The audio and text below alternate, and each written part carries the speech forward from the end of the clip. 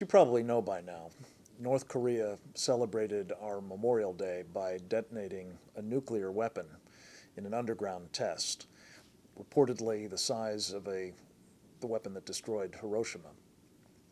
This unmistakable signal, combined with the missiles that they fired around that time and subsequently, is not only rattling the windows and the members of the Security Council of the United Nations who are fulminating about what to do about this.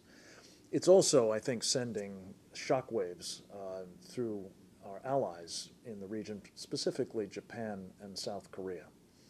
These are nations that have long huddled under what has been known in the business as the U.S. nuclear umbrella, an idea that's also been described as extended deterrence. The thought being that given the power and the credibility of the U.S. nuclear arsenal, our allies didn't need to pursue their own capabilities of a similar kind, and thereby avoided some of the proliferation of these very deadly weapons that might otherwise have taken place. Unfortunately, today, as a result in part of the legacy that was inherited by the Obama administration and to a considerable degree that is now being compounded by that administration, I think our allies are having second thoughts on how best to assure their own protection in a dangerous neighborhood and indeed increasingly in a dangerous world. This is interesting because it comes against the backdrop of a very important commission paneled by the United States Congress that reported out its findings in a largely unanimous report just a couple of weeks ago. You probably didn't see anything about it because evidently because there was in fact a consensus amongst the members, both Democratic and Republican, about the continuing need for the United States to invest in and maintain an effective nuclear deterrent.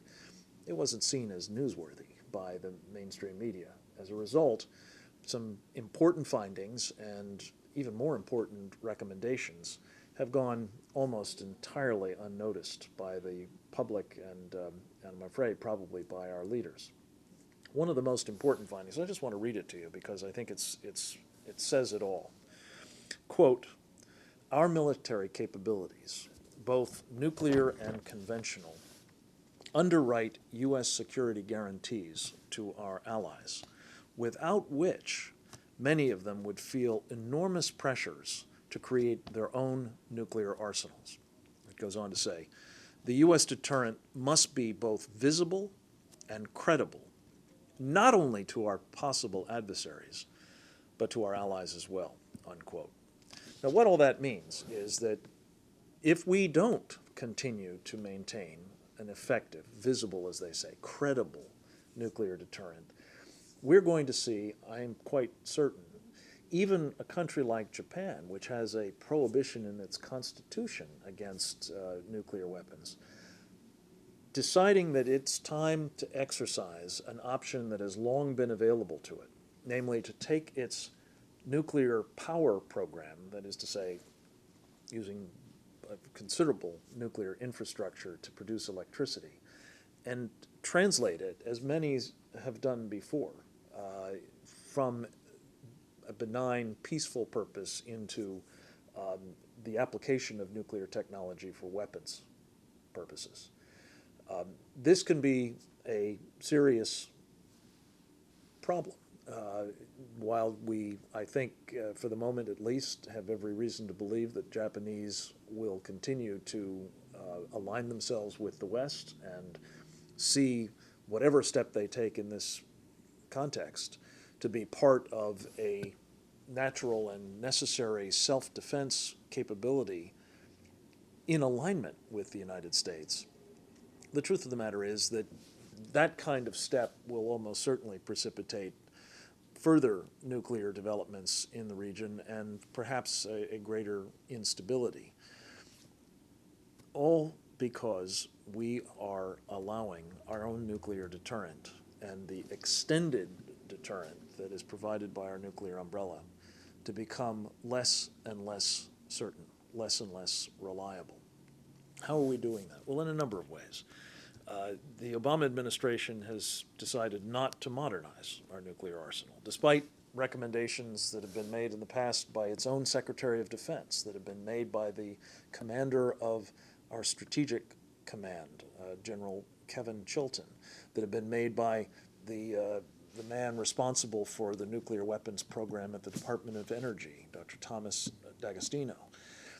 All of these gentlemen have made it very clear that modernization of our stockpile is absolutely necessary because it is obsolescent today, a fact that most of us don't know and wouldn't have any reason to think about. But over the decades since these weapons were put into place, under very different circumstances, by the way, a totally different deterrent calculation was involved at a time when the Soviet Union was still in business, and its major valued assets seemed to be its hardened command and control bunkers and its vast array of buried silos. Unfortunately, the Obama administration is recklessly ignoring recommendations that have been made, not only by this Strategic Posture Commission, but also by the man who is currently its own Secretary of Defense, Robert Gates, the commander of our Strategic Command, General Kevin Chilton, and Dr. Thomas D'Agostino, the man responsible in the Department of Energy for the nuclear weapons program of the United States. All of these gentlemen have indicated that we need to modernize our strategic forces. We need to maintain the infrastructure that supports them, including the human elements of it that are now increasingly atrophying and therefore no longer available to assure the safety, the reliability, in short, the credibility of our deterrent. Worst of all, perhaps, is the arms control program that the Obama administration is now pursuing. They've engaged an inveterate denuclearizer by the name of Rose Gottmuller, now an assistant secretary in the State Department, to go off and try to negotiate a new bilateral agreement with the Russians. This would involve quite deep cuts, roughly a third of what we have left of our stockpile of deployed nuclear weapons. It would involve quite probably making adjustments in how we count these weapons that would impinge upon not only the nuclear forces but our conventional forces, that would let the Russians continue to have a large and, it seems, growing advantage in shorter range nuclear capabilities, so-called tactical weapons or theater weapons, and that would re-establish some kind of constrictions or restraints on our missile defenses. You take all this together, and I think the so-called follow-on to the START agreement, due to expire at the end of the year, is likely to be very bad for what's left of our deterrent posture and the credibility that it might enjoy with our allies, and therefore the effect it might have on their decisions about whether to go their own way or go nuclear. Another treaty that the administration is hot to get ratified by the United States Senate, despite the fact that the Senate, a majority of the Senate, if you will, voted against it a decade ago, is the Comprehensive Test Ban Treaty. Another agreement that is irrelevant to the present problem. Witness the fact that whether we test our nuclear weapons or not, and we haven't since 1992, the North Koreans, and it appears according to the Republican members of the Strategic Posture Commission, the Russians, are engaged in an ongoing test program of their own. So the effect of our ratification of the CTBT, as it's called, would be simply to prevent us permanently from being able to use the one technique that has been proven over time effective in assuring that our nuclear weapons work when they're supposed to, and they don't when they're not, namely underground nuclear testing. So where does this leave us? It leaves us with a situation in which I'm afraid, if these trends are allowed to continue, if the Obama agenda is pursued, if other nations around the world respond to it as they seem to be now, we're going to have more proliferation, not less. We're going to have more of our allies figuring that they need to pursue an independent path, which may or may not be consistent with our interests. Perhaps they'll make a separate peace with rising new powers like Communist China.